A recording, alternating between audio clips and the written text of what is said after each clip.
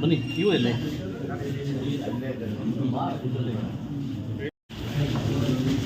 ಒಂದು ನಮ್ಮ ಹೆಮ್ಮೆಯ ಮಗ ಅಂತ ಹೇಳ್ಬೋದು, ನಮ್ಮೂರಿನ ಹುಡುಗ ಅಂತ ಹೇಳ್ಬೋದು. ಫೋನ್ ಮುಖಾಂತರವಾಗಿ ಸಾಕಷ್ಟು ಫೋನ್ಸ್ ಮಾಡ್ತಾ ಇರ್ತಾರೆ.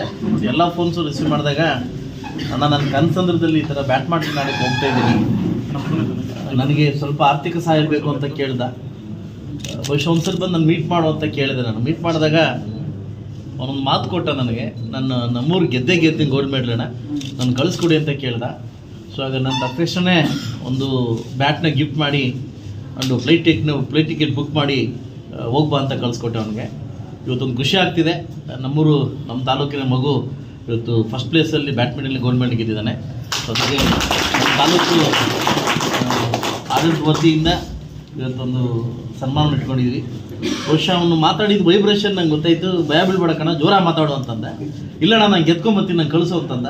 ಸೊ ಖಂಡಿತವಾಗ್ಲೂ ಫ್ಲೈಟ್ ಟಿಕೆಟ್ ಬುಕ್ ಮಾಡಿ ಒಂದು ಬ್ಯಾಟ್ನ ಒಂದು ಇದು ಮಾಡಿ ಕಳಿಸ್ಕೊಟ್ಟೆ. ಇವತ್ತು ಖುಷಿ ಆಗ್ತಿದೆ. ಇಂಥ ಪ್ರತಿಭೆಗಳು ಮುಂದೆ ಬರಬೇಕು. ಇದೇ ಥರ ಒಬ್ಬ ಅವನಿಲ್ಲ ಒಬ್ಬ ಹುಡುಗ ನನಗೆ ಫೋನ್ ಮಾಡಿ ನೈಟ್ ಹತ್ಕೊಂಡು ಫೋನ್ ಮಾಡ್ದ, ಅಣ್ಣ ನಾನು ಕ್ರಿಕೆಟ್ ಆಡ್ತೀನಿ ಅಣ್ಣ ಸ್ಟೇಟ್ ಲೆವೆಲ್ಲು ಕಳಿಸ್ಕೊಡಿ ಅಂದೆ. ಅವ್ನು ಅಂಡರ್ 19 ಕಳಿಸ್ಕೊಟ್ಟೆ. ಜಸ್ಟ್ ಮಿಸ್ ಆದ.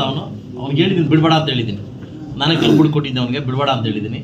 ಇಂಥ ಪ್ರತಿಭೆಗಳು ನಮ್ಮ ತಾಲೂಕಲ್ಲಿ ಈ ಥರ ಬಂದಾಗ ಎಲ್ಲೋ ಒಂದು ಕಡೆ ಗೊತ್ತಿಲ್ಲದೆ ಪಾಪ ಮಡ್ಕಲ್ಲಿದ್ದಾವೆ. ಇವನ್ನ ಆಚೆಗೆ ತಂದು ಈ ಪ್ರತಿಭೆಗಳನ್ನ ನಾವು ಯಾವ ಜಾತಿ ಅಂತ ನೋಡಬಾರ್ದು, ಯಾವ ಪಕ್ಷ ಅಂತ ನೋಡಬಾರ್ದು. ಇಂಥ ಪ್ರತಿಭೆಗಳ ಭವಿಷ್ಯ ಎಲ್ಲೋ ಒಂದು ಕಡೆ ಮುಳುಬಾಗ್ಲಲ್ಲಿ ಒಬ್ಬರು ನಮ್ಗೆ ಸಿಕ್ಕಾಗ ಎಲ್ಲೋ ಒಂದು ಕಡೆ ನಮಗೆ ಖುಷಿ ಅನಿಸ್ತದೆ.